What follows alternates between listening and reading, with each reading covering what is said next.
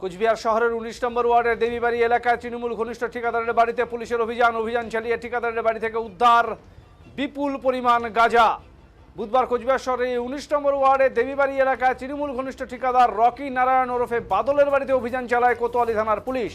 এই সময় বাড়িতে বাদলকে পাওয়া যায়নি। বাড়ি থেকে বিপুল পরিমাণ গাঁজা উদ্ধার করেছে পুলিশ। বাদলকে না পেয়ে তার স্ত্রীকে আটক করা হয়েছে পুলিশের পক্ষ থেকে বলে জানা গেছে। এই ঘটনায় ব্যাপক চাঞ্চল্য ছড়িয়ে পড়ে সংশ্লিষ্ট এলাকায়।